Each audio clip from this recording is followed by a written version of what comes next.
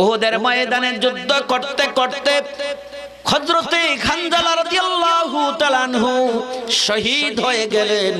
খানজালার বিবি নবীজির সাথে সাক্ষাৎ করে বললেন, আল্লাহর নবী গো, আমার স্বামী শহীদ হয়ে গেছে, আমার কোনো দুঃখ নাই, আমার কোনো কষ্ট নাই, তবে কথা হলো আমার স্বামী স্ত্রী সহবাস করেছিল, গোসল করতে পারে নাই, কিছু পানি গায়ে ঢেলেছিল, আর বাকি শরীরটা দৌত করা বাকি রয়েছে।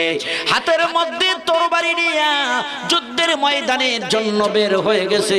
আমার একটা আবদার হলো, আমি তো জানি শহীদগণের লাশকে গোসল করানো হয় না, রক্ত মাখা কাপড় দিয়া তাদেরকে দাফন করা হয়।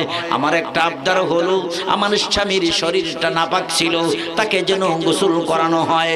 আল্লাহর নবী বিশ্ব নবী খানজালা রাদিয়াল্লাহু তাআলা আনহুর লাশটাকে খুঁজতে লাগলেন।